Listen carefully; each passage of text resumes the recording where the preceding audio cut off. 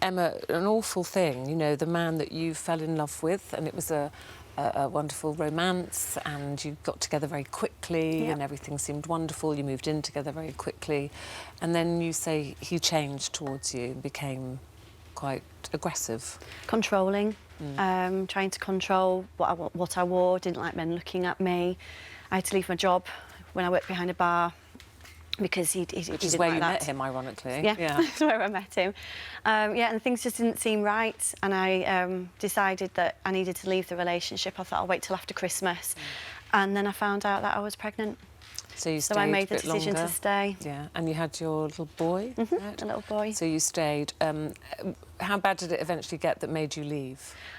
He used to drink a lot, and he used to wet the bed after being drinking, so I spent a lot of my pregnancy sleeping on the sofa. He'd get quite aggressive when he was drunk as well, so it just wasn't a very safe environment to be in, very controlling, so I decided I had to leave.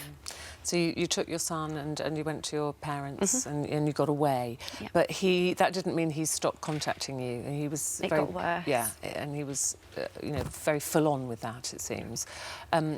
And then one day you got into a car with him. Tell us what happened, because he was phoning you all the time. Yeah, he started to stalk me, so he was ringing constantly my phone, and if I didn't answer the phone, he'd ring the house phone. He'd turn up at my parents' house unannounced.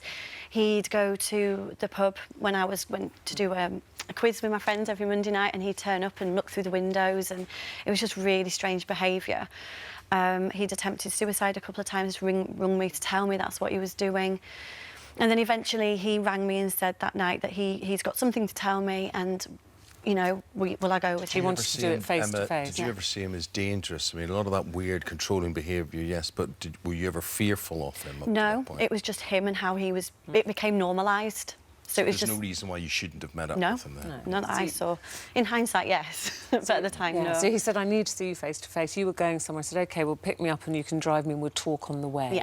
Yeah. What happened then? He then just completely lost his temper, flipped out. It was over some text messages from my best friend who's male, and he got the completely wrong end of the stick, and accused me of all sorts. And then I tried to text his mum to say, help me, and then he realised when she started ringing him, so he took my phone off me and disabled it, and he drove us up to a local beauty spot, and that's where he raped me for the first time. Yeah, for the first time, because there were multiple rapes and brutal rapes involved in this. Could I ask you then, did you in any way take any sort of persuasion to report the crime? Were you reluctant in any way? Did you have to think twice about it? No. He was driving me home and he was saying, I'm a rapist, I'm a rapist. I was like, you're not. I'll get home, give me my phone, I'll charge it up and I'll ring you straight away. I won't tell anybody. All I wanted to do was to get home. I didn't know what he was going to do. It was gonna... Did you worry he might kill you? I thought he was going to drive into a wall. He was quite upset and emotional. So I just wanted to get home to my baby, get home to my parents. And then I ran straight upstairs and my mum came up and she said, what's happened, what's happened? And there was twigs and mud everywhere. And I said, what do you think's happened? And she said, he's raped you, hasn't he? And I went, yes. And she went, right, we're ringing the police. And that was it. Now, how many years or what sort of time scale elapsed before him being convicted of these rapes and you guys, and I don't know if you were involved in this, Safi, getting in touch with the Restorative Justice Initiative? It took a year for trial, and then it was another 4.5 years after so he did 4.5 years sentence. So it was about 5.5 years. So a long time before you'd seen him.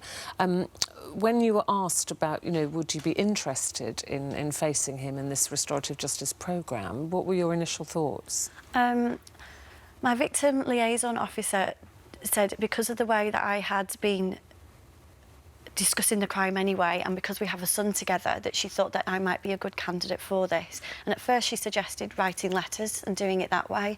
And I said, well, actually, no, I think I prefer to meet face to face. And what did it achieve for you?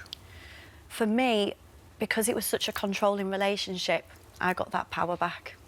Did you feel that straight away? Yeah. What he did to me seemed to make him a whole lot worse than he ever was. And to walk into that room and see...